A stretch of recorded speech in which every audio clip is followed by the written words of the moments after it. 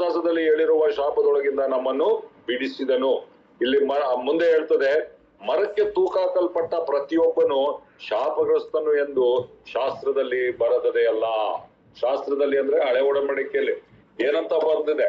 ಮರಕ್ಕೆ ತೂಕ ಹಾಕಲ್ಪಟ್ಟವನೆಲ್ಲ ಶಾಪಗ್ರಸ್ತ. ಶಿಲ್ಬೆ ಆಕ್ಚುಲಿ ಮರದಿಂದ ಮಾಡಲ್ಪಟ್ಟದ್ದು. ಅಲ್ಲಿ ಯೇಸು ಸ್ವಾಮಿ ಶಿಲ್ಬೆ ಮೇಲೆ ನೇತಾಡಿದಾಗ ಅದು ಮರಕ್ಕೆ ತೂಕ ಹಾಕಲ್ಪಟ್ಟದ್ದು. ಬೈಬಲ್ ಹೇಳ್ತದೆ, ಯಾರ್ಯಾರು ಮರಕ್ಕೆ ತೂಕ ಹಾಕಲ್ಪಟ್ರೋ, ಶಿಲ್ಬೆಗೆ ತೂಕ ಹಾಕಲ್ಪಟ್ರೋ ಅವ್ರು ಶಾಪಗ್ರಸ್ತರೆಂಬುದಾಗಿ.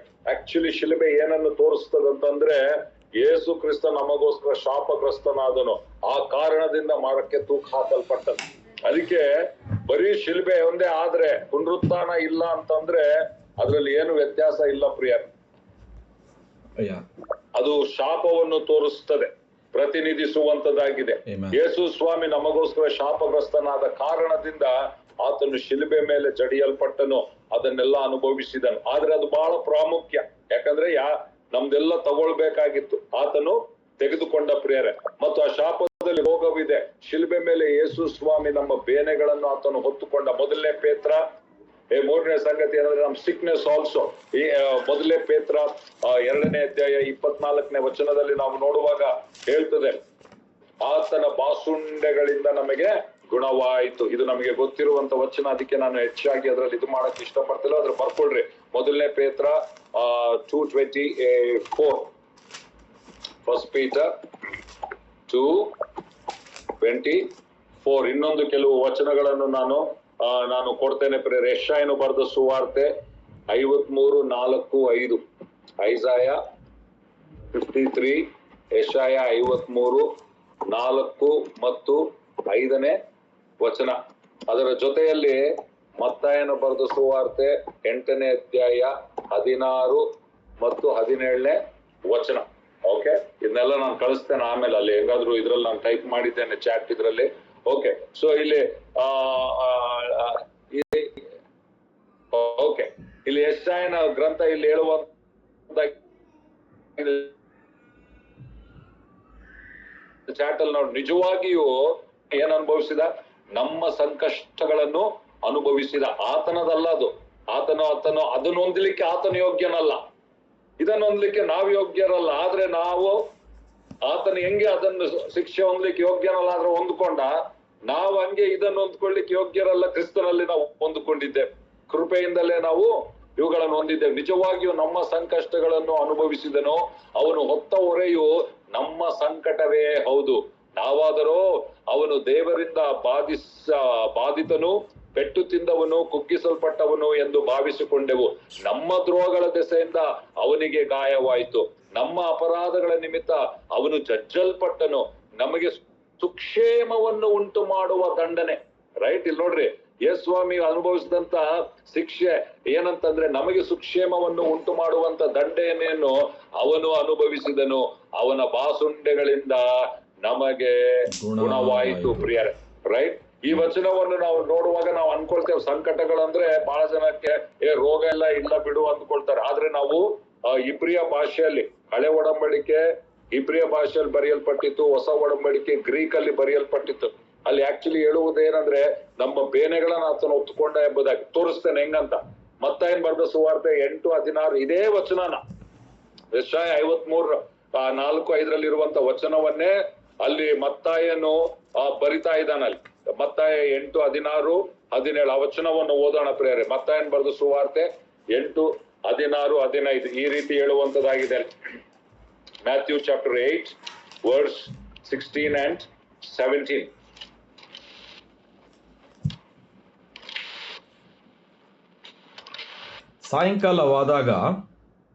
ಸಾಯಂಕಾಲವಾದಾಗ ದೆವ್ವಗಳು ಹಿಡಿದಿದ್ದ ಬಹಳ ಜನರನ್ನು ಅವರು ಆತನ ಬಳಿಗೆ ತಂದರು. ಮತ್ತು ಆತನು ತನ್ನ ಮಾತಿನಿಂದ ದೆವ್ವಗಳನ್ನು ಬಿಡಿಸಿದ್ದಲ್ಲದೆ ಅಸ್ವಸ್ಥರಾದವರೆಲ್ಲರನ್ನು ಸ್ವಸ್ಥ ಮಾಡಿದನು. ಹಲ್ಲೆಲೂಯಾ. ಯೇಸು ಸ್ವಾಮಿ ಏನ್ ಮಾಡ್ದ? ಒಬ್ಬರಿಬ್ಬರನ್ನ ಸ್ವಸ್ಥತೆ ಮಾಡಿಲ್ಲ, ದೆವ್ವದಿಂದ ಬಿಡಿಸಿದ ಮತ್ತು ಅಸ್ವಸ್ಥತೆ ಆದವರೆಲ್ಲರನ್ನು ಬಿಡಿಸಿದನಂತೆ. ಸೊ ಜನಗೆ ಇವತ್ತು ಎಲ್ಲ ಒಂದು ತಪ್ಪು ಆಲೋಚನೆಗಳಿರ್ತವೆ. ದೇವರೆಲ್ಲರನ್ನ ಸ್ವಸ್ಥತೆ ಮಾಡಲ್ಲ, ಇಷ್ಟವಾದ್ರೆ ಸ್ವಸ್ಥತೆ ಮಾಡ್ತಾನೆ, ಕೆಲವರಿಗೆ ಸ್ವಸ್ಥತೆ, ಈ ನಂಬಿಕೆಗಳು ಇರೋದ್ರಿಂದಲೇ ನಾವು ಸ್ವಸ್ಥತೆ ಹೊಂದ್ಕೊಳ್ಳಲ್ಲ. ಇಂಥ ಒಂದು ಟೀಚಿಂಗ್ಗಳು, ಇಂಥ ಒಂದು ಬೋಧನೆಗಳು ನಾವು ಕೇಳಿ ನಮ್ಮಲ್ಲಿ ನಂಬಿಕೆ ಬರುವುದಿಲ್ಲ. ಅದಕ್ಕೆ ನಾವು ಸ್ವಸ್ಥತೆಯನ್ನು ಹೊಂದಿಕೊಳ್ಳೋದಿಲ್ಲ ಪ್ರಿಯ. ಆದ್ರೆ ಯೇಸು ಸ್ವಾಮಿ ಪ್ರತಿಯೊಬ್ಬರನ್ನು ಗುಣ ಮಾಡ್ದ. ಅಲ್ಲಿ ಮತ್ತೆ 8 ಓದುವ ಅವಶ್ಯಕತೆ ಇಲ್ಲ.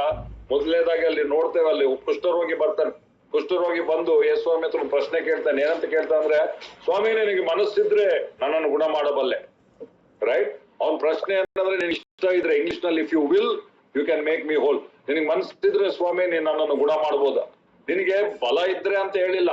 ಅವನಿಗೆ ಗೊತ್ತು ಯೇಸು ಸ್ವಾಮಿಗೆ ಬಲ ಇದೆ, ಯೇಸು ಸ್ವಾಮಿ ಗುಣ ಮಾಡಬಲ್ಲ, ಯೇಸು ಸ್ವಾಮಿ ಶಕ್ತಿವಂತನಾಗಿದ್ದಾನೆ. ಬಹಳ ಜನ ಕ್ರೈಸ್ತರಿಗೆ ಗೊತ್ತು, ಯೇಸು ಸ್ವಾಮಿ ಗುಣ ಮಾಡ್ತಾನಪ್ಪ, ಡೆಫಿನೆಟ್ಲಿ ಮಾಡ್ತಾನೆ, ಶಕ್ತಿವಂತನು, ಆತನಿಗೆ ಯಾವುದು ಅಸಾಧ್ಯವಿಲ್ಲ. ಆದ್ರೆ ನಿನ್ನನ್ನು ಇವಾಗ ಈ ಕಾಯಿಲೆಯಿಂದ ಗುಣ ಮಾಡ್ತಾನ ಅಂತಂದ್ರೆ ದೇವ್ರ ಚಿತ್ತ ಏನೈತೇನೋ ಅಂತ ಗ್ಯಾರಂಟಿ ಇರಲ್ಲ ಅವ್ರಿಗೆ. ಅವಾಗ ಇಂಥವೆಲ್ಲ ಬೋಧನೆಗಳಿರ್ತವೆ. ಕೆಲವ್ರನ್ನ ಮಾಡ್ಬೋದು, ಕೆಲವ್ರಿಗೆ ಇಲ್ಲ. ಇಂಥವೆಲ್ಲ ಆಲೋಚನೆಗಳು, ಯಾಕಂದ್ರೆ ಬೇರೆ ಬೇರೆ ಕೇಳಿ ಈ ಆಲೋಚನೆ ಇರುತ್ತೆ. ಈ ಕುಷ್ಠರೋಗಿ ಕೂಡ ಹಂಗೆ ಇತ್ತು, ನಿನಗ್ ಮನಸ್ಸಿದ್ರೆ ನನ್ನನ್ನು ಗುಣ ಮಾಡಬಲ್ಲೆ. ಆದ್ರೆ ಯೇಸ್ವಾಮಿ ಏನ್ ಉತ್ತರ ಕೊಟ್ಟ? ನನಗೆ ಮನಸ್ಸುಂಟು ಎಂಬುದಾಗಿ ಅವನನ್ನು ಮುಟ್ಟಿ ಗುಣ ಮಾಡಿದ ಪ್ರಿಯ. ಅದ್ರ ಏನರ್ಥ?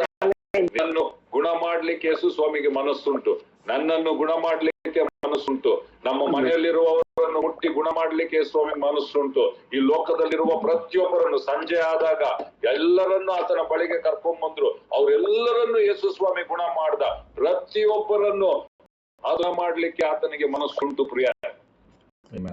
ರೈಟ್? ನಮ್ಮ ವಿಶ್ವಾಸಗಳು ಬಹಳ ಇಂಪಾರ್ಟೆಂಟ್. ನಾವ್ ಏನು ನಂಬ್ತೇವೋ ಬಹಳ ಇಂಪಾರ್ಟೆಂಟ್. ನಾನು ಯಾಕೆ ಇದ್ರ ಬಗ್ಗೆ ಹೇಳ್ತಾ ಇದ್ದೇನೆಂದ್ರೆ, ನೀವೆಲ್ಲರೂ ರೋಗಿಗಳ ಮೇಲೆ ಹಸ್ತವಿಟ್ಟು ಪ್ರಾರ್ಥನೆ ಮಾಡಬೇಕು. ಆಮೆನ್. ಸುವಾರ್ತೆಯಲ್ಲಿ ಬರೀ ಪಾಪ ಕ್ಷಮಾಪಣೆ ಮಾತ್ರವಲ್ಲ. ಯೇಸು ಸ್ವಾಮಿ, ನೀವು ಮತ್ತಾಯ, ಮಾರ್ಕ, ಲೂಕ, ಯೋಹಾನ ಓದ್ತೇವೆ. ಯೇಸು ಸ್ವಾಮಿಯ ಸೇವೆ, ಯೇಸು ಸ್ವಾಮಿಯ ಜೀವನ ಒಂದು ಅದ್ಭುತ ಇಲ್ದಂಗೆ ಹೋದ್ರಿ. ಅಲ್ಲಿ ಬರೀ ಯೇಸು ಬೆಟ್ಟದ ಮೇಲೆ ನಿಂತ್ಕೊಂಡು ಬರೀ ಸಂದೇಶ ಸಾರ್ದ, ನಿಮ್ಮ ವೈರಿಗಳನ್ನ ಪ್ರೀತಿಸ್ರಿ, ನೀವು ಇದು ಮಾಡ್ರಿ, ಬಟ್ ಒಂದು ಸ್ವಸ್ಥತೆ ಮಾಡಿಲ್ಲ. ಕುಂಟನ ಗುಣ ಮಾಡಿಲ್ಲ, ಕಿವುಡನ್ನ ಗುಣ ಮಾಡಿಲ್ಲ, ಪೇತ್ರನ ಅತ್ತೆನ ಗುಣ ಮಾಡಿಲ್ಲ, ಕುಷ್ಠರೋಗಿನ ಗುಣ ಮಾಡಿಲ್ಲ, ನೀರ್ ಮೇಲೆ ನಡೆದಿಲ್ಲ, 5 ರೊಟ್ಟಿ 2 ಮೀನು 5,000 ಜನರಿಗೆ ಉಣ್ಸ, ಅವೆಲ್ಲ ಕಿತ್ತು ಬಿಸಾಡ್ಬಿಡ್ರಿ ನಿಮ್ ಬೈಬಲ್ ಇಂದ. ಹೆಂಗಿರ್ತದ?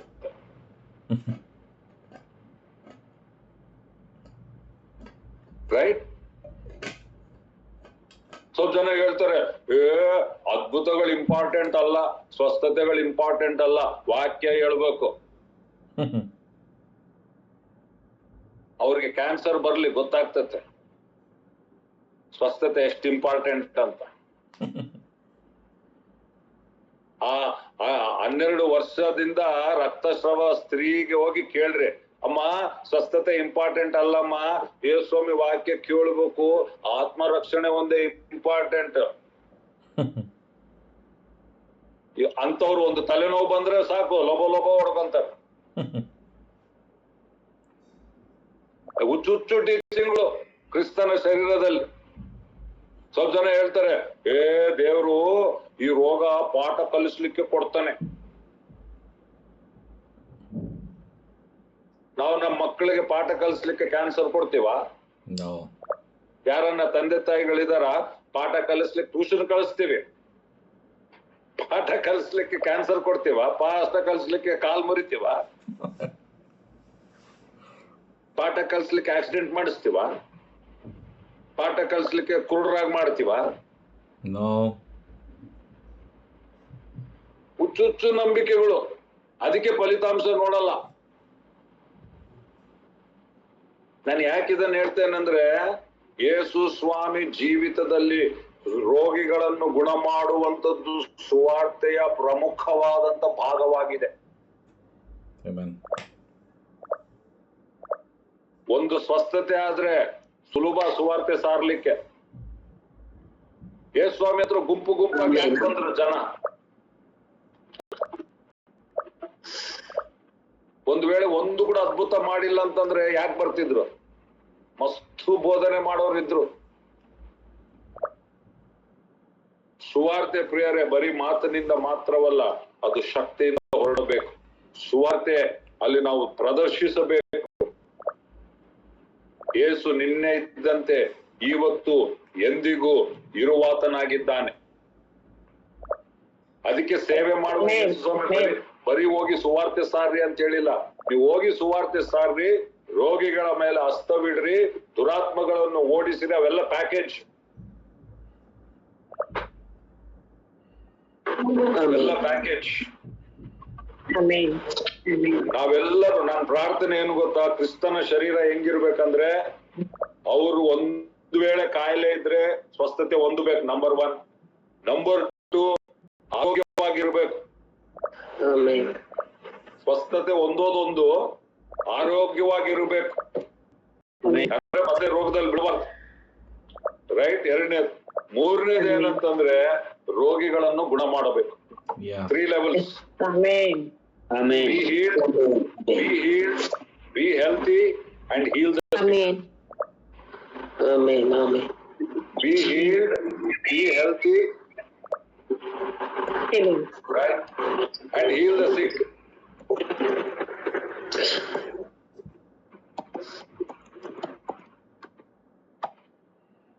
ಇದು ದೇವರ ಚಿತ್ತ ಪ್ರಿಯರೇ. ಆಮೆನ್. ಸ್ವಸ್ಥವಾಗು, ಆರೋಗ್ಯವಾಗಿರು, ರೋಗಿಗಳನ್ನು ಗುಣ ಮಾಡು. ಒಂದ್ಸರಿ ನಿಮ್ ತಲೆ ಮೇಲೆ ಕೈ ಇಟ್ಕೊಂಡು, ಒಂದ್ಸರಿ ನಿಮ್ ತಲೆ ಮೇಲೆ ಕೈ ಇಟ್ಕೊಂಡು ಹೇಳ್ರಿ, ಯೇಸುವಿನ ನಾಮದಲ್ಲಿ, ಯೇಸುವಿನ ನಾಮದಲ್ಲಿ, ಯೇಸುವಿನ ಭಾಷಣಗಳಿಂದ ನಾನು ಗುಣವಾಗಿದ್ದೇನೆ, ನಾನು ಸ್ವಸ್ಥವಾಗಿರ್ತೇನೆ, ನಾನು ರೋಗಿಗಳನ್ನು ಗುಣ ಮಾಡುತ್ತೇನೆ. ಯೇಸು ನಾಮದಲ್ಲಿ. ಆಮೆನ್.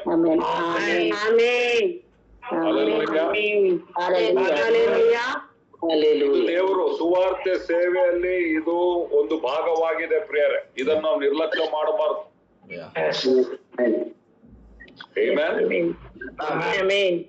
ಹಲ್ಲೆಲೂಯಾ. ಹೇಳ್ತಾ ಇದ್ದೇನಂದ್ರೆ, ನಾವು ಸ್ವಸ್ಥತೆಯನ್ನು ತಿಳಿದುಕೊಂಡು ಇದು ಯೇಸು ಸ್ವಾಮಿ ಕೊಟ್ಟಿರುವ ಕಾರ್ಯ, ನಮ್ ಬೇನೆನಾತನು ಹೊತ್ಕೊಂಡಿದ್ದಾನಂತ ತಿಳ್ಕೊಂಡ್ರೆ ನಾವು ಧೈರ್ಯವಾಗಿ ವಿಶ್ವಾಸದಿಂದ ರೋಗಿಗಳ ಮೇಲೆ ಕೈ ಇಡ್ತೇವೆ. ಅದು ಇನ್ನ ಡೀಟೇಲ್ ಆಗಿ ಹೇಳ್ತೇನೆ ಹೇಗೆ ಪ್ರಾರ್ಥನೆ ಮಾಡೋದು ಅಂತ ರೋಗಿಗಳಿಗಾಗಿ. ರೈಟ್. ಓಕೆ. ಈಗ ಮುಂದೆ ನೋಡ್ರಿ, ಎಲ್ಲರನ್ನು ಯೇಸು ಸ್ವಾಮಿ ಗುಣ ಮಾಡ್ದ. ನೆಕ್ಸ್ಟ್ ನೋಡ್ರಿ ಏನಂತ ಹೇಳ್ತದೆ, 17ನೇ ವಚನ.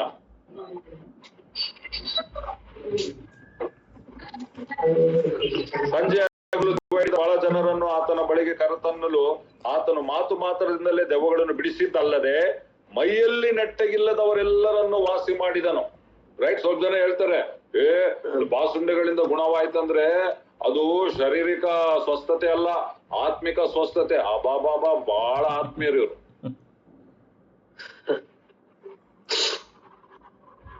ಸತ್ತೋಗ್ರೆ ಹಂಗಂದ್ರೆ ಆತ್ಮ ಡೈರೆಕ್ಟ್ ಪರಲೋಕಕ್ಕೆ ಹೋಗ್ತದೆ. ಬೇಡ ಬೇಡಪ್ಪ, ಸಾಯೋದೆಲ್ಲ ಇಲ್ಲ. ಮತ್ತ ಆತ್ಮಿಕ, ನೀವು ಅಷ್ಟು ಆತ್ಮೀಯರಂದ್ರೆ ಅಲ್ಲಿ ಹೋಗ್ರಿ, ಪರಲೋಕದಾಗಿರ್ರಿ. ಊಟ ಮಾಡಬೇಡ್ರಿ, ಇದು ಮಾಡಬೇಡ್ರಿ, ಅವೆಲ್ಲ ಮತ್ ಶಾರೀರಿಕ ಅಲ್ಲ.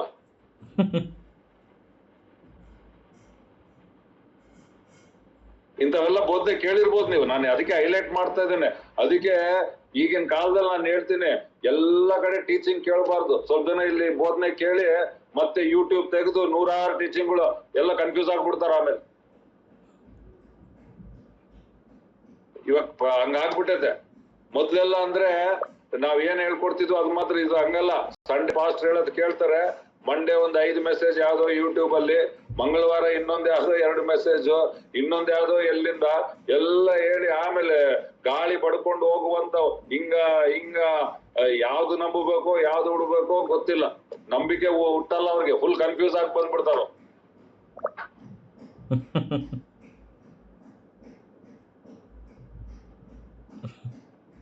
ಅದಕ್ಕೆ ಸರಿಯಾದ ಬೋಧನೆ ಬಹಳ ಇಂಪಾರ್ಟೆಂಟ್. ಎಲ್ಲದು ಕೇಳಕ್ಕೆ ಹೋಗಬಾರ್ದು. ನಾವು ಹುಷಾರಾಗಿರ್ಬೇಕು. ದೇವರ ವಾಕ್ಯದ ಪ್ರಕಾರವಾಗಿ ನಮ್ಮ ನಂಬಿಕೆಗಳು ಬಹಳ important. Hour belief systems are very very important. ಯಾಕೆ ಗೊತ್ತಾ? ನೀನ್ ನಂಬಿದಂತೆ ನಿನಗಾಗುವುದು. ನೀನ್ ದೇವ್ರ ರೋಗ ಕೊಡ್ತಾನ, ರೋಗದಿಂದ ನಂಬಿದ್ರೆ ರೋಗಿಷ್ಟ ಆಗಿರ್ತೀವಿ. ದೇವ್ರ ಎಲ್ಲಾರನ್ನ ಗುಣ ಮಾಡಲ್ಲ ಅಂತ ಅನ್ಕೊಂಡ್ರೆ ನೀನ್ ಸ್ವಸ್ಥತೆ ಹೊಂದಲ್ಲ.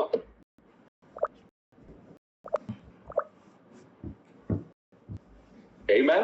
ಓಕೆ, ಅಲ್ಲಿ ಮುಂದೆ ನೋಡ್ರಿ ಏನ್ ಹೇಳ್ತದೆ, ಅದಾದ ಮೈಯಲ್ಲಿ ನೆಟ್ಟಗಿಲ್ಲದವರೆಲ್ಲರನ್ನು ವಾಸಿ ಮಾಡಿ 17ನೇ ವಚನ, ಇದರಿಂದ ನಮ್ಮ ಬೇನೆಗಳನ್ನು, ಇಲ್ಲಿ ನೋಡ್ರಿ ಬೇನೆಗಳನ್ನ ಯೆಶಾಯ 53ನ ಅವ್ನು ಕೋಟ್ ಮಾಡ್ತಾನೆ, ನಮ್ಮ ಬೇನೆಗಳನ್ನು ತಾನೇ ತೆಗೆದುಕೊಂಡು ನಮ್ಮ ರೋಗಗಳನ್ನು ಹೊತ್ತುಕೊಂಡನು.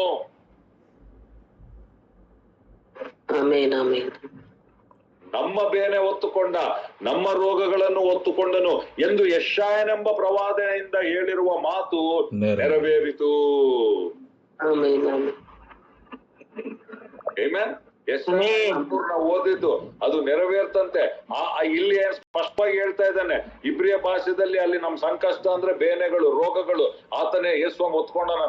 ಪಾಪ ತಗೊಂಡ, ಶಾಪ ತಗೊಂಡ, ರೋಗ ತೆಗೆದುಕೊಂಡ, ಆತನ್ ತೆಗೆದುಕೊಂಡು ಇವತ್ತು ಪಾಪದ ಬದಲಾಗಿ ನೀತಿಯನ್ನು ಕೊಟ್ಟಿದ್ದಾನೆ, ಶಾಪದ ಬದಲಾಗಿ ಆಶೀರ್ವಾದವನ್ನು ಕೊಟ್ಟಿದ್ದಾನೆ, ರೋಗದ ಬದಲಾಗಿ ಆತನ ಸ್ವಸ್ಥತೆಯನ್ನು ಕೊಟ್ಟಿದ್ದಾನೆ. ಅದಕ್ಕೆ ನಾವು ಕಮ್ಯುನಿಯನ್ ಮುರಿಯುವಾಗ ಅದು ಸುಮ್ನೆ ಸಾಂಪ್ರದಾಯವಾಗಿ ಮಾಡೋದಲ್ಲ, ಸೆಂಟಿಮೆಂಟಲ್ ಅಲ್ಲ. ಅಯ್ಯೋ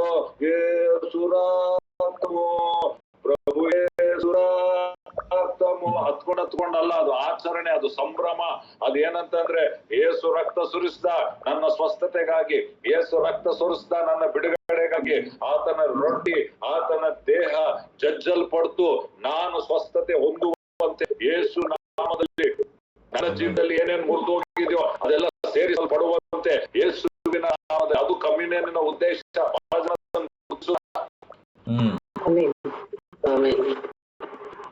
ಕಮ್ಯುನಿಯನ್ ತೆಗೆದುಕೊಳ್ಳೋದಲ್ಲ, ಸಂಭ್ರಮ, ಆಚರಣೆ, ಸ್ತೋತ್ರಪ್ಪ, ಏನೆಲ್ಲ ಅದ್ಭುತ ಕಾರ್ಯ ಮಾಡಿದ್ದೀನಿ ನನ್ನ ಜೀವನದಲ್ಲಿ. ಪಾಪ ತೆಗೆದುಕೊಂಡು ನೀತಿ ಕೊಟ್ಟಿದ್ದಿ, ಓ ರೋಗ ತೆಗೆದುಕೊಂಡು ಸ್ವಾಮಿ ಸ್ವಸ್ಥತೆ ಕೊಟ್ಟಿದ್ದಿ, ಓ ದೇವ ಹೊಸ ಒಡಂಬಡಿಕೆಯಲ್ಲಿರುವ ರಕ್ತವನ್ನು ನನಗಾಗಿ ಸುರಿಸಿದ್ದಿ.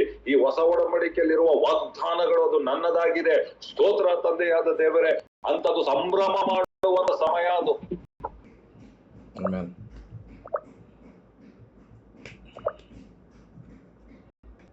ಬಹಳ ಜನ ಗೊತ್ತಿಲ್ಲದೆ ಆ ಶಿಲುಬೆ ಸಂದೇಶನೇ ಅರ್ಥ ಮಾಡ್ಕೊಂಡಿಲ್ಲ.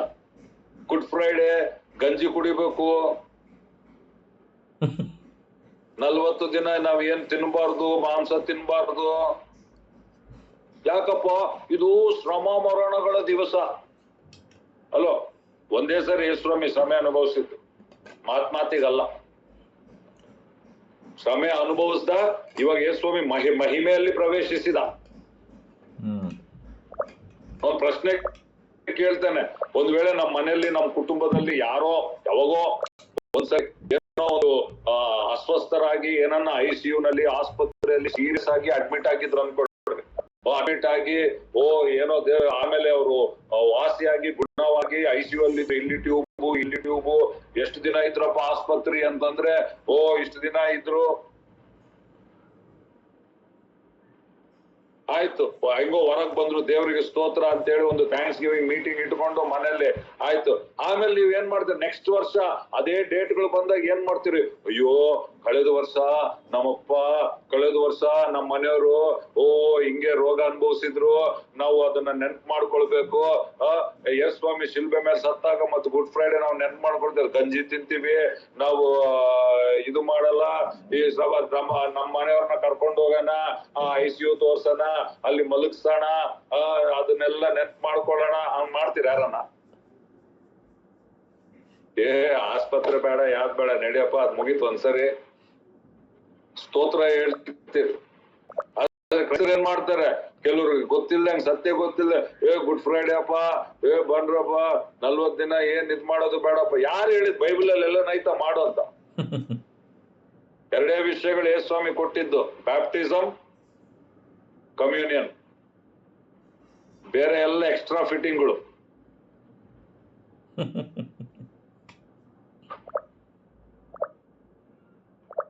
ಬೇರೆ ಎಲ್ಲ ಅನ್ನೆಸೆಸರಿ ಎಕ್ಸ್ಟ್ರಾ ಫಿಟ್ಟಿಂಗ್. ಅದು ಅಪೊಸ್ತಲರು ಮಾಡ್ಲಿಲ್ಲ. ಎಲ್ಲನ್ನ ಹೊಸ ಒಡಂಬಡಿಕೆಯಲ್ಲಿ ಅಪೊಸ್ತಲರು ಹೇಳಿದಾರ ಗಂಜಿ ತಿನ್ರಿ ಅಂತ.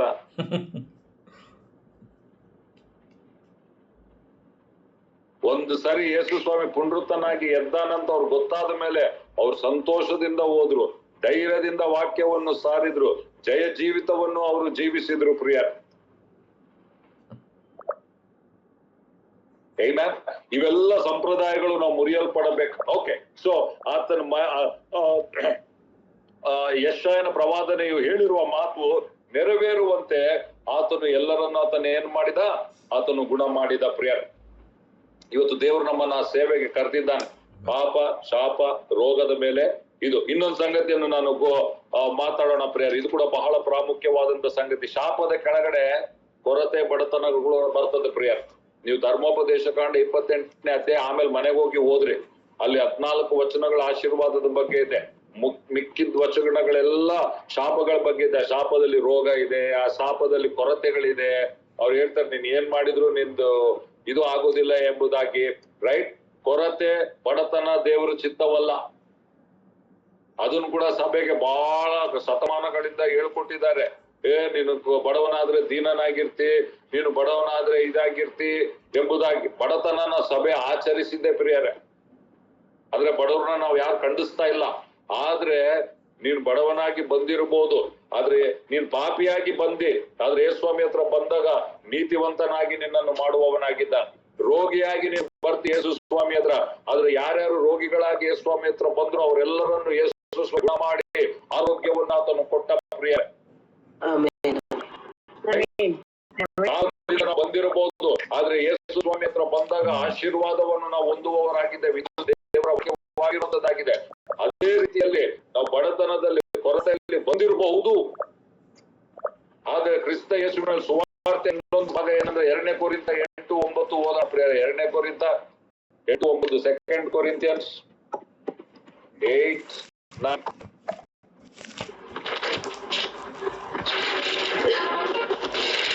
ನಾವು ಕೃಪೆ ಕೃಪೆ ಕೃಪೆ ಅಂತ ಹೇಳ್ತೇವಲ್ಲ, ಕೃಪೆಯಲ್ಲಿ ಅಂದ್ರೆ ಬರೀ ಒಂದು ಭಾಗ ಮಾತ್ರವಲ್ಲ, ಅನೇಕ ಸಂಗತಿಗಳಿವೆ ಕೃಪೆಯಲ್ಲಿ.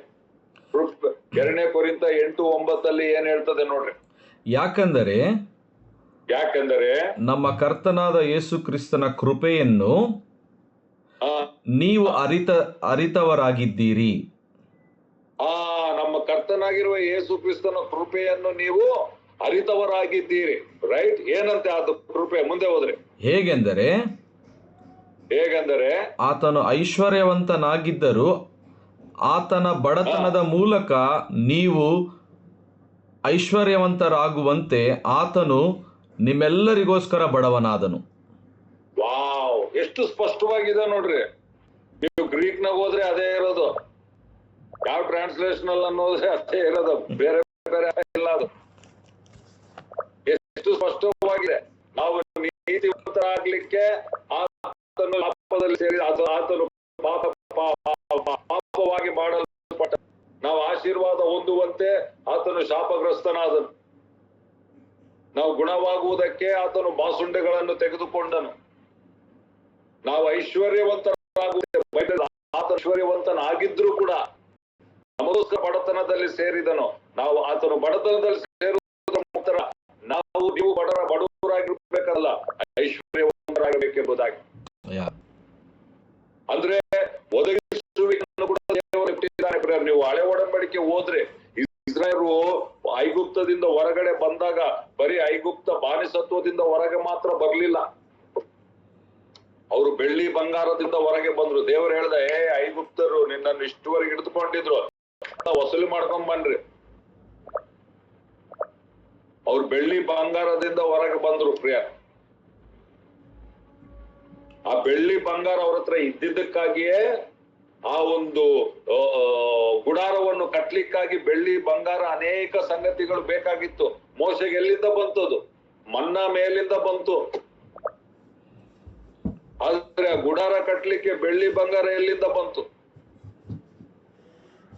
ಆ ಬಿಡುಗಡೆಯಲ್ಲಿ ದೇವರು ಇಸ್ರಾಯೇಲರಿಗೆ ಕೊಟ್ಟದ್ದು ಅದರಿಂದಲೇ ಅವರು ಆ ದೇವರ ಒಂದು ಮಂಜುಷ್ಟ ಪೆಟ್ಟಿಗೆ ಆಗಿರ್ಬೋದು, ಗುಡಾರವಾಗಿರ್ಬೋದು, ಅಲ್ಲಿರುವಂತ ಎಲ್ಲ ಪಾತ್ರೆಗಳಾಗಿರ್ಬೋದು, ಅದೆಲ್ಲ ಅವ್ರ ಕೈಯಲ್ಲಿದ್ದದ್ರಿಂದ ಕೊಟ್ಟರು ಪ್ರಿಯ.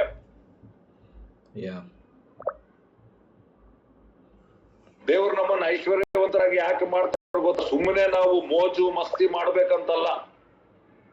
ನಾವು ಕರೆಕ್ಟ್ ಸ್ವಲ್ಪ ಜನ ಅದನ್ನ ಯಾಕೆ ಕೆಲವರು ಐಶ್ವರ್ಯವಂತರಾಗ್ಬೇಕಂದ್ರೆ ಅಲರ್ಜಿ ಬೇಡಪ್ಪ ಅಂತಾರಂತಂದ್ರೆ ಕೆಲವರು ಅದನ್ನ ಬೇರೆ ರೀತಿಯಲ್ಲಿ ಉಪಯೋಗಿಸಿದ್ದಾರೆ.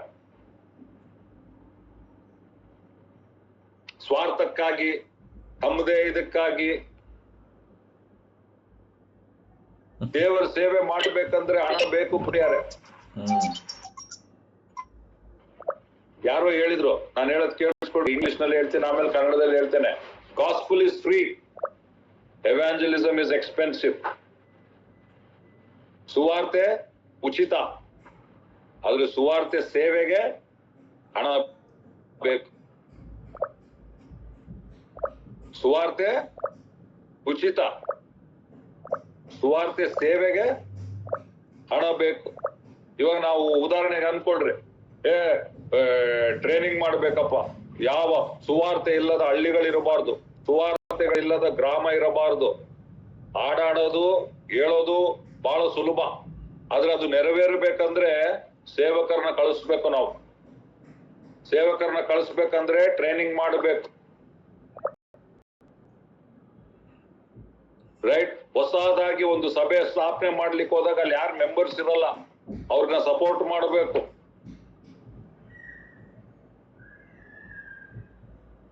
ನಾವು ಬೇರೆ ಬೇರೆ ಕಡೆಗೆ ಹೋಗಿ ಸೇವೆ ಮಾಡ್ಬೇಕು. ಇವಾಗ ನಾವು ಸುಮ್ನೆ ಹೋಗಿ ನಾನು ದೇವ್ರ ಸೇವಕ, ನಾನು ನೇಪಾಲ್ಗೆ ಹೋಗ್ತಾ ಇದ್ದೀನಿ, ನಾನು ಟ್ಯಾನ್ಸಾನಿಯಾಗ ಹೋಗ್ತಾ ಇದ್ದೀನಿ, ನಾನು ಕಿನ್ಯಾಗ ಹೋಗ್ತಾ ಇದ್ದೀನಿ, ನಾನು ಉತ್ತರ ಪ್ರದೇಶ್ಗೆ ಹೋಗ್ತಾ ಇದ್ದೀನಿ ಅಂತ ಹೋಗಿ ಹೇಳ್ಬಿಟ್ರೆ, ಹೌದಾ ನಿಮ್ಗೆಲ್ಲ ಫ್ರೀ ಬನ್ರಿ ಅಂತ ಯಾರನ್ನ ಕೊಡ್ತಾರ?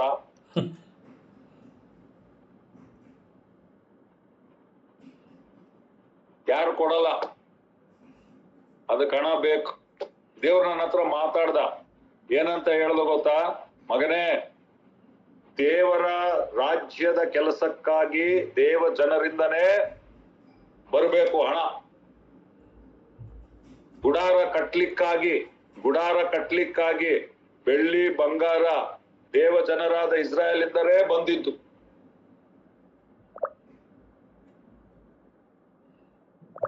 ಆದ್ರೆ ಅವ್ರ ಕೊಡ್ಬೇಕಂತಂದ್ರೆ ಅವ್ರು ಹೆಂಗ್ ಕೊಟ್ರು ಗೊತ್ತಾ?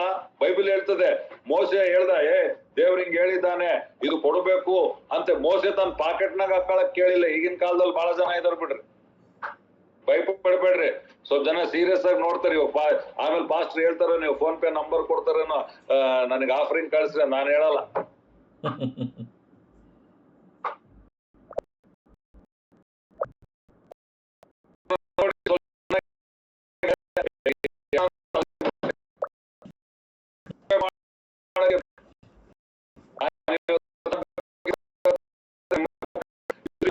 ಸೇವೆಯಲ್ಲಿ ಬಿತ್ರಿ ಅಂತ ನಾನು ಹೇಳಲ್ಲ.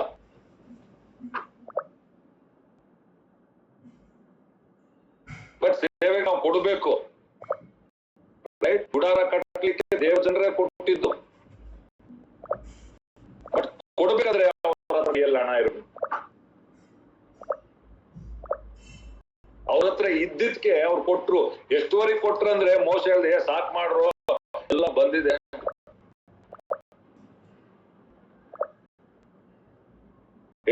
ದೇವರ ಗುಡಾರ ಕಟ್ಟಲಿಕ್ಕೆ ಬಂದಿದೆ, ಸಾಕ್ ಮಾಡ್ರಿ ಅಂತ ಹೇಳ್ದ.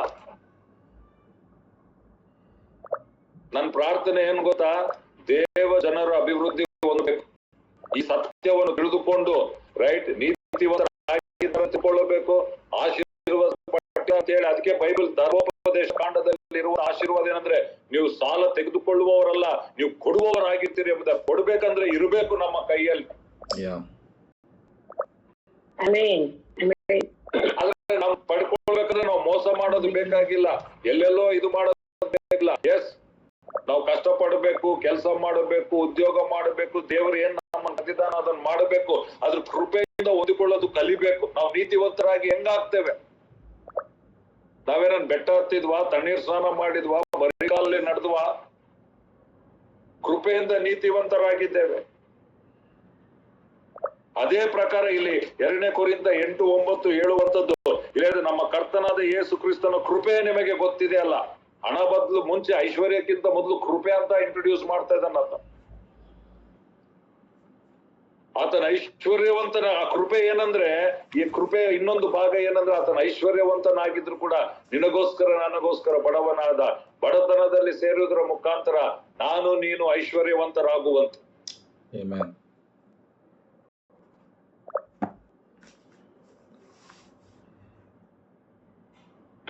ನಾವು ಇವುಗಳನ್ನ ನಂಬಿದ್ರೆ ಪ್ರಿಯರೇ, ನಂಬಿದಂತೆ ಆಗ್ಬೋದು. ಆದ್ರೆ ಇನ್ನೊಂದು ಭಾಗ ಇದೆ, ರೈಟ್. ನಾನು ಡೀಟೇಲ್ ಆಗಿ ಹೋಗಲ್ಲ, ಜಸ್ಟ್ ನಿಮಗೊಂದು ಇದು ಕೊಡ್ತಾ ಇದ್ದೇನೆ. ಸ್ವಲ್ಪ ಜನ ಬಡವರು ಯಾಕಿದ್ದಾರೆ ಅಂದ್ರೆ ಸೋಂಬೇರಿಗಳಾಗಿದ್ದಾರೆ. ಕೃಪೆ ಅಂತ ಹೇಳಿದ್ರೆ ಸೋಂಬೇರಿಗಳಾಗಿರ್ಬೇಕಂತಲ್ಲ. ದೇವರು ಸೋಂಬೇರಿತನವನ್ನು ಯಾವತ್ತೂ ಆಶೀರ್ವದಿಸಲಿ. ಅದಕ್ಕೆ ಬೈಬಲ್ ಹೇಳುದು, ನಿನ್ನ ಕಷ್ಟಾರ್ಜಿತವನ್ನು ನೀನು ಉಣಿವಿ. ರೈಟ್, ಈ will bless the labour of your hands. ನಾವು ಕೆಲಸ ಮಾಡುವುದಾದ್ರೆ ಬೇರೆಯವ್ರಿಗಿಂತ ಹೆಚ್ಚು ದೇವರು ನಮ್ಮನ್ನು ಆಶೀರ್ವದಿಸಬಹುದು. ನಮ್ ಬಿಸ್ನೆಸ್ ಮಾಡೋದಾದ್ರೆ ದೇವರ ಆಶೀರ್ವಾದದಿಂದ ಅದು ಏಳಿಗೆ ಆಗುವಂತದ್ದಾಗಿದೆ. ಸೇವೆ ಮಾಡುವುದಾದ್ರೆ ದೇವರ ರೈಟ್ ರೀತಿಯಲ್ಲಿ ಮಾಡೋದ ದೇವರ ಆಶೀರ್ವಾದ ಇರುವುದರಿಂದ ಅದು ಬೆಳೆಯುವಂತದ್ದಾಗಿದೆ.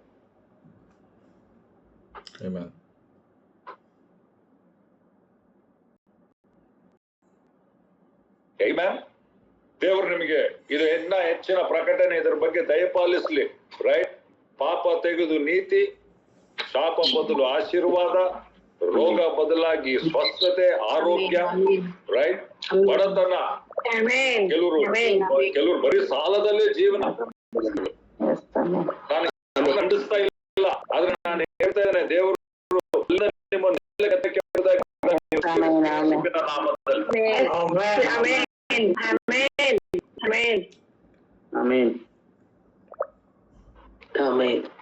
ನೀವು ನಂಬುವುದಾದ್ರೆ ದೇವರ ಮಹಿಮೆಯನ್ನು ನೀವು ನೋಡುವವರಾಗಿ. ನಾವು ರಕ್ಷಣೆಗಾಗಿ ಸ್ವಸ್ಥತೆಗಾಗಿ ಹಿಂಗು ನಂಬ್ತೇವೋ, ಅದೇ ರೀತಿಯಲ್ಲಿ ಅಭಿವೃದ್ಧಿಗಾಗಿ ನಂಬಿರಿ. ಅನುಸಾರವಾಗಿ ನನಗೆ ಒದಗಿಸುವವನಾಗಿದ್ದಾನೆ. ಯೇಸುವಿನ ನಾಮದಲ್ಲಿ ನಾನು ಹೊಂದಿಕೊಳ್ತೇನೆ. ಸ್ವಾಮಿ, ನೀನು ಐಶ್ವರ್ಯವಂತನಾಗಿದ್ರು ನನಗೋಸ್ಕರ ನೀನು ಬಡವನಾದಿ. ನೀನು ಬಡತನದಲ್ಲಿ ಸೇರಿದ್ರ ಮುಖಾಂತರ ನಾನು ಐಶ್ವರ್ಯವಂತನು. ಈ ಬಡತನವನ್ನು ನಾನು ತಿರಸ್ಕರಿಸ್ತೇನೆ, ಈ ಕೊರತೆಯನ್ನು ನಾನು ತಿರಸ್ಕರಿಸ್ತೇನೆ ಯೇಸು ನಾಮದಲ್ಲಿ. ನಂಬಿರಿ, ಘೋಷಿಸಿರಿ.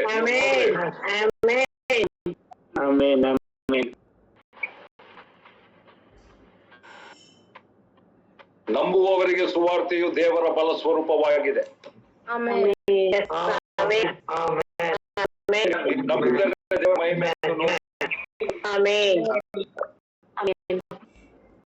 ಇದನ್ನು ಕೂಡ ಕೃಪೆಯ ಮೂಲಕ ನಂಬಿಕೆಯಿಂದಲೇ ನಾವು ಹೊಂದುವುದು ಪ್ರಿಯರೇ. ಇವತ್ತಿನ ಪರಿಸ್ಥಿತಿ ನೋಡ್, ಪರಿಸ್ಥಿತಿ ಏನೇ ಆಗಿರ್ಬೋದು, ನಂಬೋದಂದ್ರೆ ಅರ್ಥವೇನು? ಇವಾಗ ಅಬ್ರಾಮನು ನಂಬಿದ. ಅಬ್ರಾಮನು ನಮ್ಮ ವಿಶ್ವಾಸದ ತಂದೆ, ಪಿತೃ. ಯಾವಾಗ ನಂಬಿದ? ಮಗು ಆದ್ಮೇಲೆ ನಂಬಲಿಲ್ಲ, ಮಗು ಇರ್ಲಿಲ್ಲ ಅವಾಗಲೇ ನಂಬಿದ. ವಯಸ್ಸಾಗಿತ್ತು ಅವಾಗಲೇ ನಂಬಿದ. ಸಾರಳು ವೃದ್ಧಳಾಗಿದ್ಲು ಅವಾಗಲೇ ನಂಬಿದ. ಗರ್ಭವು ಸತ್ತು ಹೋಗಿತ್ತು ಅವಾಗೇ ನಂಬಿದ. ಇವಾಗ ಜೇಬಲ್ಲಿ ಇರ್ಬೋದು, ಸಾಲ ಇರ್ಬೋದು, ಬ್ಯಾಂಕ್ ಇರ್ಬೋದು, ಇವನ ದೇವರು ನಾವು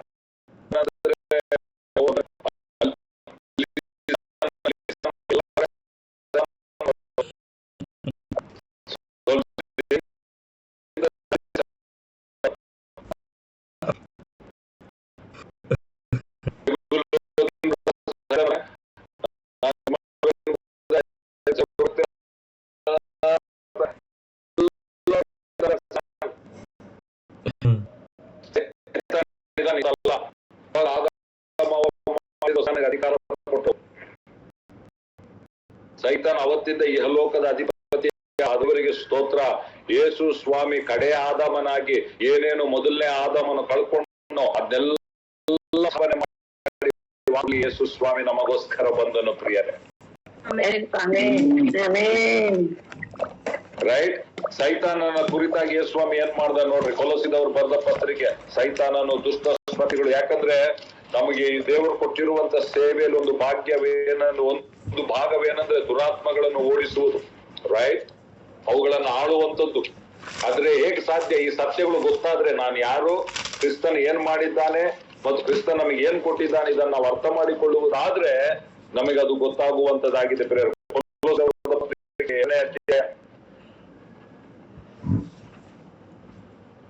13ನೇ ವಚನದಿಂದ ಓದಿಕೊಳ್ಳೋಣ ಪ್ರೇರೆ. ಕೊಲೋಸಿಯನ್ ಚಾಪ್ಟರ್ 2 13-15, 13ರಿಂದ 15ನೇವರೆಗೆ.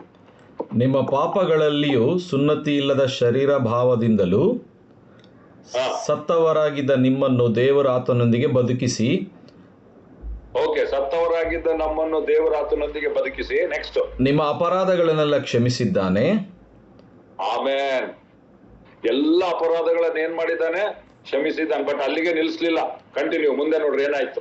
ನಮಗೆ ವಿರೋಧವಾಗಿಯೂ ಪ್ರತಿಕೂಲವಾಗಿಯೂ ಇದ್ದ ಕೈ ಬರಾದ ಶಾಸನಗಳನ್ನು ಅಳಿಸಿ ಅದನ್ನು ತನ್ನ ಶಿಲುಬೆಗೆ ಜಡೆದು ಇಲ್ಲದಂತಾಗಿ ಮಾಡಿದನು. ನಮ್ ವಿರುದ್ಧ ಕೆಲವು ವಿಷಯಗಳು ಏನೇನಿತ್ತೋ ಅವು ಎಲ್ಲವುಗಳನ್ನು ತೆಗೆದು ಶಿಲುಬೆಗೆ ಜಡಿದು ಇಲ್ಲದಂತಾಗಿ ಮಾಡಿದನಂತ. ನಮ್ ವಿರೋಧವಾಗಿ ಯಾವ್ಯಾವಿದು ಅವೆಲ್ಲವುಗಳನ್ನು ಇಲ್ಲದಂತಾಗಿ ಆತನು ಮಾಡಿದ್ದಾನೆ. ಮುಂದೆ ನೋಡ್ರಿ ಏನ್ ಹೇಳ್ತದೆ. ಆತನು ದೊರೆತನಗಳನ್ನು ಅಧಿಕಾರಿಗಳನ್ನು ಕೆಡಿಸಿ ಶಿಲುಬೆಯಲ್ಲಿ ಅವುಗಳ ಮೇಲೆ ವಿಜಯಗೊಂಡು ಅವುಗಳನ್ನು ಬಹಿರಂಗವಾಗಿ ತೋರಿಸಿದನು. ಹಲ್ಲೆಲೂಯಾ. ದೊರೆತನಗಳನ್ನು ಅಧಿಕಾರಿಗಳನ್ನು ಕೆಡಿಸಿ, ಶಿಲುಬೆಗಳನ್ನು ಕೆಡಿಸಿ ಜಯಿಸಿ ಬಹಿರಂಗವಾಗಿ ತೋರಿಸಿದನು. ಇಲ್ಲಿ 3 ಪದಗಳಿವೆ. ಅವುಗಳನ್ನು ಕೆಡಿಸಿದನು, ಅವುಗಳ ಮೇಲೆ ಜಯಿಸಿದನು, ಬಹಿರಂಗವಾಗಿ ತೋರಿಸಿದನು. ನೀವೆಲ್ಲಿದ್ದೀರೋ ಅಲ್ಲಿ ಹೇಳ್ರಿ ನನ್ನ ಸಂಗಡ. ಅವುಗಳ ಸೈತಾನ ಶಕ್ತಿಗಳನ್ನು ಕೆಡಿಸಿದನು, ಅವುಗಳ ಮೇಲೆ ಜಯಿಸಿದನು, ಅವುಗಳ ಜಯಿಸಿದ್ದನ್ನು ತೋರಿಸಿದನು. ನಾವು ಬಹಳ ಸರಿ ಶಿಲ್ಬೆ ನೋಡುವಾಗ ಬರೀ ಅಲ್ಲಿ ಶಾರೀರಿಕವಾಗಿ ಮಾತ್ರ ನೋಡ್ತೇವೆ. ಯೇಸು ಓಡಿಸ್ಕೊಂಡ, ಅಯ್ಯೋ ನೀರಿರ್ಲಿಲ್ಲ, ಅಯ್ಯೋ ಇದಿರ್ಲಿಲ್ಲ ಎಂಬುದಾಗಿ. ಆದ್ರೆ ಆತ್ಮಿಕ ಮಂಡಳದಲ್ಲಿ ಏನೋ ಆಗ್ತಿತ್ತು ಪ್ರಿಯರೇ. ಯೇಸುಸ್ವಾಮಿ ಸತ್ತ, 3 ದಿವಸ ಉಣಲ್ಪಟ್ಟ. ಆದ್ರೆ ಆ 3 ದಿನಗಳಲ್ಲಿ ನಿಜವಾದ ಆತ್ಮಿಕ ಹೋರಾಟ ಆಯ್ತು.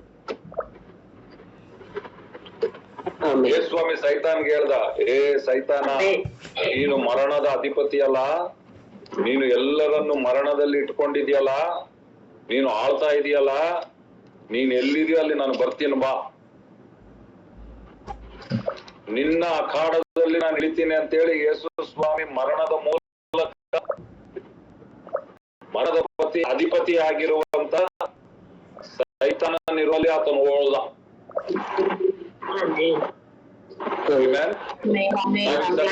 ಮಾಡ್ಕೊಳ್ಬೇಕು. ಪಾಪನ್ ತೆಗೆದುಕೊಂಡ, ರೋಗನ್ ತೆಗೆದುಕೊಂಡ, ಪಾಪನ್ ತೆಗೆದುಕೊಂಡ, ಬಡತನ ಹೊತ್ತುಕೊಂಡ. ಆದ್ರೆ ಈಗ ಆ ನಮ್ಮ ವೈರಿ ಆಗಿರುವ ಸೈತಾನನ ವಿರುದ್ಧವಾಗಿ ಆತನ ಏನ್ ಮಾಡಿದ್ದಾನಂತ ನಾವು ಅರ್ಥ ಮಾಡಿಕೊಳ್ಬೇಕು. ಏದೇನ್ ತೋಟದಲ್ಲಿ ಆದಾಮ ಅವಳು ಪಾಪ ಮಾಡಿದಾಗ ಸೈತಾನ್ ಅವ್ರನ್ನ ಶೋಧಿಸ್ದ. ಬಟ್ ಅಲ್ಲೇ ದೇವರು ಒಂದು ಪ್ರವಚನೆಯನ್ನು ಕೊಟ್ಟ ಪ್ರಿಯರೇ. ಸೈತಾನನಿಗೆ ಆದಾಮನಿಗೆ ಹೇಳ್ದ, ನಿನ್ ಮೇಲೆ ಶಾಪ, ಭೂಮಿ ಮೇಲೆ ಶಾಪ. ಸ್ತ್ರೀಗೆ ಹೇಳ್ದ, ನಿನ್ನ ಮೇಲೆ ಶಾಪ. ಆದರೆ ಸೈತಾನನಿಗೆ ಆ ಸರ್ಪಕ್ಕೆ ಕೂಡ ಶಾಪ ಕೊಟ್ಟ. ಏನಂತ ಹೇಳ್ದ ಅಂದ್ರೆ, ಆ ಸ್ತ್ರೀಯ ಸಂತಾನ ಬರುತ್ತಾನೆ, ಆ ಸ್ತ್ರೀಯ ಸಂತಾನ ಸರ್ಪವೇ ನಿನ್ನ ತಲೆಯನ್ನು ಜಜ್ಜುತ್ತಾನೆ. ಅಲ್ಲಿ ನೋಡ್ರಿ ಪ್ರವಚನ ಹೆಂಗಿದೆ. ಸೈತಾನ, ಆ ಸ್ತ್ರೀಯ ಸಂತಾನನು ನಿನ್ನ ತಲೆಯನ್ನು ಏನ್ ಮಾಡ್ತಾನೆ? ಜಜ್ಜುತ್ತಾನೆ. ಎಲ್ಲರಿಗೂ ಗೊತ್ತು ಪ್ರಿಯರೇ, ಹಾವು ಹೊಡಿಬೇಕಂತ ನಾವು ಕರೆಕ್ಟ್ ತಲೆಗೆ ಹೊಡಿತೇವೆ ಅಲ್ಲ. ಕರೆಕ್ಟ್ ನಾವು ತಲೆಗೆ ಹೊಡೆದ್ರೆ ಹಾವು ಆಯ್ತು, ಸತ್ತೋಗ್ಬಿಡ್ತದೆ. ಒಂದೊಂದ್ಸಲ ಪ್ರಾಣ ಇರ್ತದೆ, ಕಾಲ ಮಾತ್ರ ಅಲ್ಲಾಡಿಸ್ತಿರ್ತದೆ. ಬಟ್ ತಲೆಗೆ ಹೊಡೆದೆ ಅಂದ್ರೆ ಕರೆ ಮುಗೀತು. ಇಲ್ಲಿ ಸರ್ಪಕ್ಕೆ ಅಂದ್ರೆ ಸೈತಾನಿಗೆ ಹೇಳ್ತಾನೆ ಏನಂತಂದ್ರೆ, ಭವಿಷ್ಯವಾಣಿ ಏನಂತಂದ್ರೆ, ಸರ್ಪ ಆ ಸ್ತ್ರೀಯ ಸಂತ ಬರ್ತಾನೆ, ನಿನ್ನ ತಲೆಯನ್ನು ಉಜ್ಜುತ್ತಾನೆ. ಯಾವಾಗಾಯ್ತದು? ಆ ಪ್ರಬೋಧನೆ ಯೇಸು ಸ್ವಾಮಿ ಶಿಲ್ಬೆ ಮರಣ ಪುನರುತ್ಥಾನದ ಮುಖಾಂತರ ಆಯ್ತು. ಯೇಸು ಸ್ವಾಮಿ ಆ 3 ದಿನದಲ್ಲಿ ಮಾತಾಡಕ್ಕೆ ಹೋದ, ಸೈತಾನನ ಸಾಮ್ರಾಜ್ಯದಲ್ಲಿ ಆತನು ಪ್ರವೇಶಿಸಿದ, ಅವನನ್ನು ಕೆಡಿಸಿದ, ನಿರಾಯುಧನನ್ನಾಗಿ ಮಾಡಿದ, ಅವುಗಳ ಮೇಲೆ ಜಯವನ್ನು ಹೊಂದಿದ, ಅದನ್ನು ಬಹಿರಂಗವಾಗಿ ತೋರಿಸಿದ.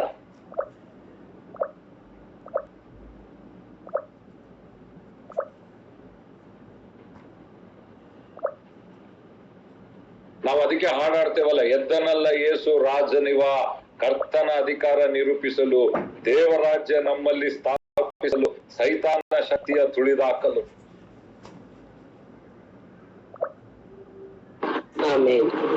ಪ್ರತಿಯೊಂದು ಸೈತಾನ ಶಕ್ತಿಯನ್ನು ಯೇಸು ಸ್ವಾಮಿ ಮುರಿದು ಹಾಕಿದ್ದಾನೆ ಪ್ರಿಯ. ಇವತ್ತು ಸೈತಾನ ನಮ್ಮ ಮೇಲೆ ಅಧಿಕಾರ ಇಲ್ಲ. ನೀನ್ ದೇವರ ಮಗುವಾಗಿದ್ರೆ ನಿನಗೆ ಸೈತಾನನ ಅಧಿಕಾರದಿಂದ ನಿನ್ನನ್ನು ಬಿಡುಗಡೆ ಮಾಡಿದ್ದಾನೆ. ನೀನ್ ಸೈತಾನನ ಬಗ್ಗೆ, ಮಾಟಮಂತ್ರ ಶಕ್ತಿಗಳ ಬಗ್ಗೆ ನೀನು ಒಂದು ಸ್ವಲ್ಪ ಕೂಡ ಭಯ ಪಡುವ ಅವಶ್ಯಕತೆ ಇಲ್ಲ.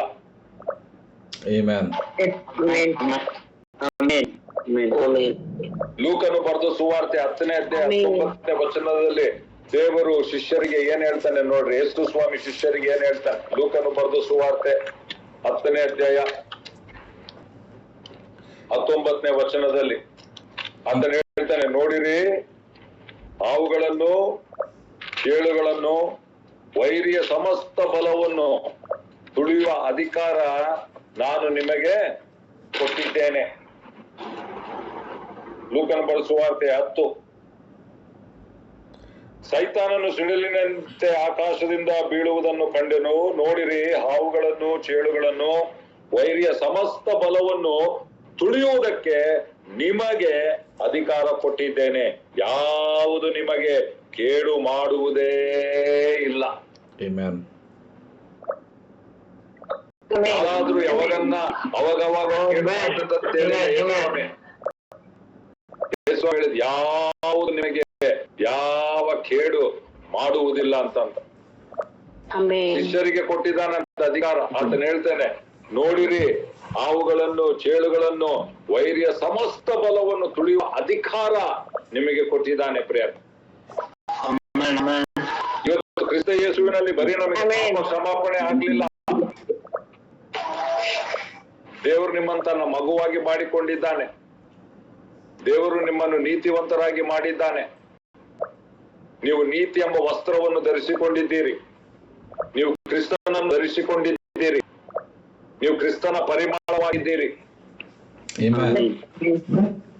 ಆತನ ಮಾತುಗಳಿಂದ ನಿಮಗೆ ಗುಣವಾಗಿದೆ. ಆತನಾಗುವುದರಿಂದ ನಿಮ್ಮ ಮೇಲೆ ಆಶೀರ್ವಾದ. ಸೇರುವುದರ ಮುಖಾಂತರ ನೀವು ಐಶ್ವರ್ಯವಂತರಾಗುವಂತೆ ಕುರುಬನು ನಿಮಗೆ ಕೊರತೆ ಇಲ್ಲ. ಯೇಸುವಿನ ನಾಮದಲ್ಲಿ ನಿಮ್ಮ ಪಾತ್ರೆ ತುಂಬಿ ಹೊರಸೂಸುವಂತದಾಗಿದೆ. ವೈರಿಗಳ ಮುಂದೆ ನಿಮಗೆ ಸಿದ್ಧ ಮಾಡುವವನಾಗಿದ್ದಾನೆ. ವೈರಿ ಮುಟ್ಟಲ್ಲ. ವೈರಿ ಏನ್ ಮಾಡಕ್ಕಾಗಲ್ಲ. ಅವ್ನು ದೂರದಿಂದ ನೋಡ್ತಿರ್ತಾನೆ. ನೀವು ಕುತ್ಕೊಂಡು ಟೇಬಲ್ ಮೇಲೆ ದೇವರು ನಿಮಗೆ ಏರ್ಪಡಿಸಿರುವಂತ ಔತಣವನ್ನು ನೀವು ಸಮೃದ್ಧಿಯಾಗಿ ಭುಜಿಸುವವರಾಗಿದ್ದೀರಿ. ಅದು ಕ್ರೈಸ್ತನಿಂದ.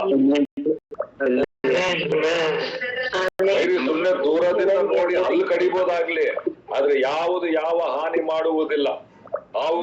ಚೇಳುಗಳನ್ನು, ವೈರಿಯ ಒಂದೆರಡು ಬಲವಲ್ಲ, ಸಮಸ್ತ ಬಲವನ್ನು ತುಳಿಯುವ ಅಧಿಕಾರ ಕರ್ತನು ನಿಮಗೆ ಕೊಟ್ಟಿದ್ದಾನೆ. ಬರೀ ಅಪೊಸ್ತಲರಿಗೆ ಮಾತ್ರ ಅಲ್ಲ, ಬರೀ ಪ್ರವಾದಿಗಳಿಗೆ ಮಾತ್ರ, ಬರೀ ಫುಲ್ ಟೈಮರ್ಗೆ ಮಾತ್ರ ಅಲ್ಲ, ಬರೀ ಪಾಸ್ಟರ್ಗಳಿಗೆ ಮಾತ್ರ ಅಲ್ಲ, ಕ್ರಿಸ್ತನಲ್ಲಿ ಇರುವಂತ ಪ್ರತಿಯೊಂದು ದೇವರ ಮಗುವಿಗೆ ಆತನು ಈ ಅಧಿಕಾರವನ್ನು ಕೊಟ್ಟಿದ್ದಾನೆ. ನೀವು ಸ್ತ್ರೀ ಆಗಿರ್ಬೋದು, ಪುರುಷರಾಗಿರ್ಬೋದು, ವಿದ್ಯಾವಂತರಾಗಿರ್ಬೋದು, ಅವಿದ್ಯಾವಂತರಾಗಿರ್ಬೋದು, ಅದೆಲ್ಲ ಲೆಕ್ಕಕ್ಕೆ ಬರೋದಿಲ್ಲ.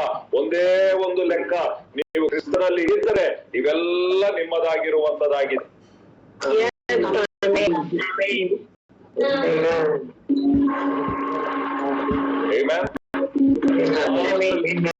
ಅಧಿಕಾರದ ಬಗ್ಗೆ ನಾನು ಮಾತಾಡ್ತೇನೆ, ರೈಟ್? ಸೊ ಸೈತಾನನ ಬಗ್ಗೆ ಕೂಡ ಆತನನ್ನು ನೋಡಿದ ನಿರಾಯುಧನನ್ನಾಗಿ ಮಾಡಿದ ದೇವರು ಸೈತಾನ ಶಕ್ತಿಗಳನ್ನು. ನಾವು ಈ ಸತ್ಯವನ್ನು ಗ್ರಹಿಸಬೇಕು, ಈ ಸತ್ಯವನ್ನು ನಾವು ತಿಳಿದುಕೊಳ್ಳಬೇಕು. ಅವಾಗ ಮಾತ್ರ ಜೈಶಾಲಿಗಳಾಗಿ ನಾವು ಜೀವಿಸಬೇಕು. ಇವೆಲ್ಲ ಅದಕ್ಕೆ ಇಲ್ಲಿ ಅಧಿಕಾರವನ್ನು ಕೊಟ್ಟಿದ್ದ. ಯಾವ್ದಕ್ಕಾಗಿ? ಇವಾಗ ಯೇಸು ಸ್ವಾಮಿ ಎಲ್ಲಿದ್ದಾನೆ ಗೊತ್ತಾ? ಗೋದಲಿಯಲ್ಲಿಲ್ಲ. ಗೋದಲಿಯಲ್ಲಿ ಹುಟ್ಟಿರ್ಬೋದು, ಆದ್ರೆ ಗೋದಲಿಯಲ್ಲಿ ಇಲ್ಲ ಯೇಸು ಸ್ವಾಮಿ. ಯೇಸು ಸ್ವಾಮಿ ಶಿಲುಬೆಗೆ ಹೋದ, ಆದ್ರೆ ಶಿಲುಬೆಯಲ್ಲಿಲ್ಲ ಯೇಸು ಸ್ವಾಮಿ. ಸಮಾಧಿಗೆ ಹೋದ, ಸಮಾಧಿಯಲ್ಲಿಲ್ಲ ಯೇಸು ಸ್ವಾಮಿ. ಸಮಾಧಿಯನ್ನು ಜಯಿಸಿ ಮೃತ್ಯುಂಜಯನಾಗಿ ಎದ್ದು ಬಂದಿದ್ದಾನೆ. ಇದು ಸುವಾರ್ತೆ. ಆಮೆನ್.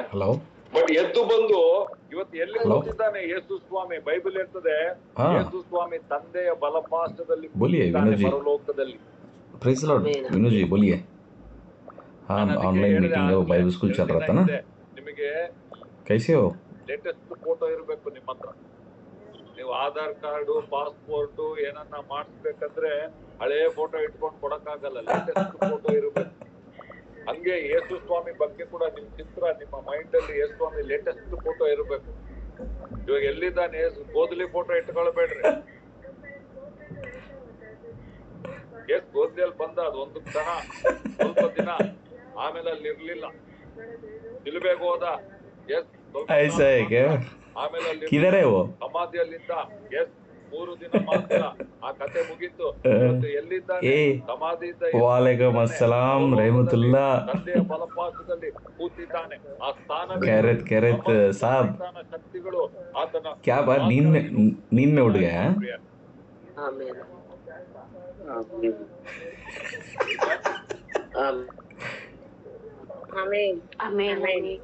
ಇವತ್ತು ಆತನಿದ್ದಾನೆ, ಪರಲೋಕದಲ್ಲಿದ್ದಾನೆ. ऐसा रे कल फुल फन किया ना हम लोग बातों में. ಆದ್ರೆ ಯೇಸು ಸ್ವಾಮಿ ಮಾತ್ರ ಪರಲೋಕದಲ್ಲಿರುವುದಲ್ಲ.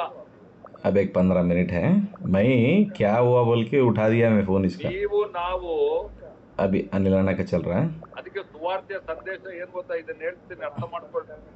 ಕ್ರಿಸ್ತನು ನಮ್ಮ ಸ್ಥಾನ ತೆಗೆದುಕೊಂಡ कर तू ले बाद में. ತೆಗೆದುಕೊಳ್ಳುವಂತೆ. हुशार है तो उठा बाद में.